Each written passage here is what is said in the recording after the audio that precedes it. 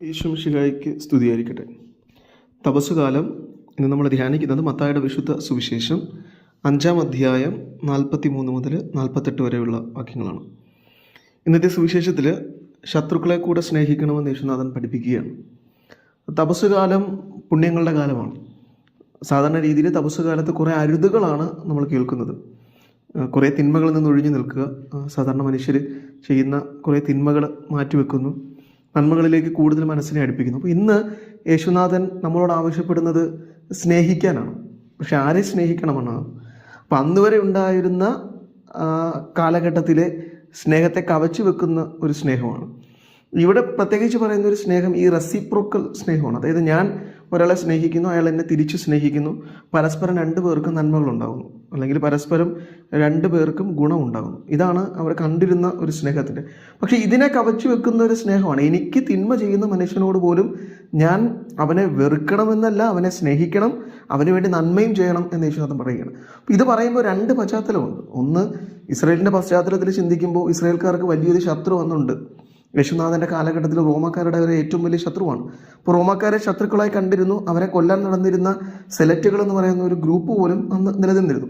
അതിൽ ഒരു ആൾ യേശുവിൻ്റെ കൂട്ടത്തിലും, അതായത് അപ്പോസ്തലന്മാരുടെ കൂട്ടത്തിലും ഒരാൾ, തീക്ഷ്ണമതിയായ ശിമയോൻ എന്ന് പറയുന്ന ആൾ ഈ സെലക്ട് ഗ്രൂപ്പിൽപ്പെട്ട മനുഷ്യനായിരിക്കണം.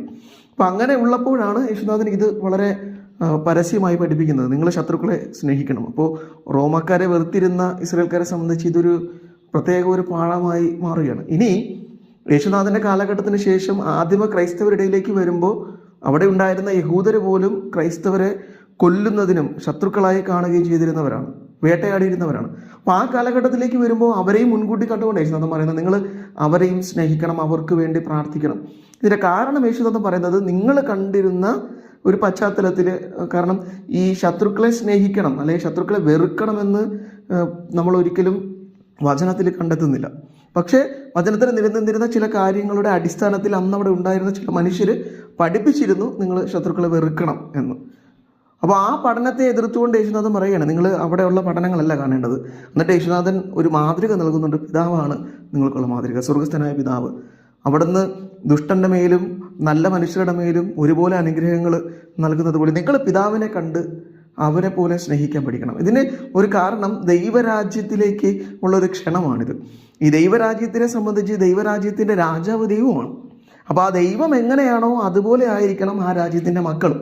അപ്പോൾ നമ്മൾ ദൈവരാജ്യത്തിൻ്റെ മക്കളായി മാറണമെങ്കിൽ, ഈ പിതാവായ ദൈവത്തിൻ്റെ മക്കളാകണമെങ്കിൽ അവനെ പോലെ നമ്മൾ മനുഷ്യരെ സ്നേഹിക്കാൻ പഠിക്കണം.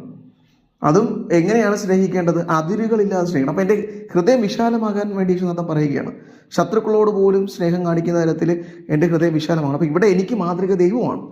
കാരണം മനുഷ്യരെ വെച്ച് നമ്മൾ നോക്കുമ്പോൾ ഒരിക്കലും നമുക്കത് സാധിക്കില്ല. പക്ഷെ ദൈവം അത് സാധിക്കും. അപ്പോൾ ദൈവത്തോട് ഉള്ള സ്നേഹം മറ്റു മനുഷ്യരോട്, അതായത് ശത്രുക്കളോട് പോലും ഉണ്ടാകണം എന്ന് പഠിപ്പിക്കണം. അപ്പോൾ ഇത് വളരെ പ്രധാനപ്പെട്ട ഒരു കൽപ്പനയാണ്. എന്നാൽ വളരെ പാലിക്കാൻ വളരെയധികം ബുദ്ധിമുട്ടുള്ളൊരു കൽപ്പന കൂടിയാണ്. പക്ഷേ ഇതിനെയൊക്കെ പഴയ ആദിമകാലത്തെ ക്രൈസ്തവർ പാലിച്ചിരുന്നു എന്നുള്ള ചിന്തയാണ് നമുക്ക് നൽകുന്നൊരു ബലം. ഇത് അത്ര നിസ്സാരമായി കരുതേണ്ട ഒരു കൽപ്പനയല്ല. ജീവൻ കൊടുത്തും ശത്രുക്കൾക്ക് വേണ്ടി സ്നേഹിച്ചിരുന്ന, പ്രാർത്ഥിച്ചിരുന്ന മനുഷ്യരുണ്ട്.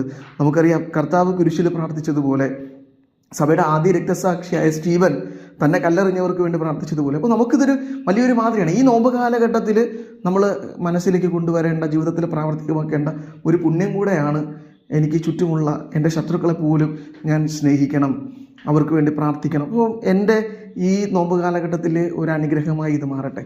ഞാൻ എൻ്റെ ശത്രുക്കളെ കാണുന്ന മനുഷ്യർക്ക് പോലും സ്നേഹിച്ചുകൊണ്ട് ആ അപ്പൻ്റെ, എല്ലാവരും ഒരുപോലെ സ്നേഹിക്കുന്ന അപ്പൻ്റെ മകനായി മകളായി തീരാനുള്ള കൃപ നമുക്ക് ലഭിക്കുന്നതിൻ്റെ പ്രാർത്ഥിക്കേഷൻ അതിന് നമ്മെ സഹായിക്കും.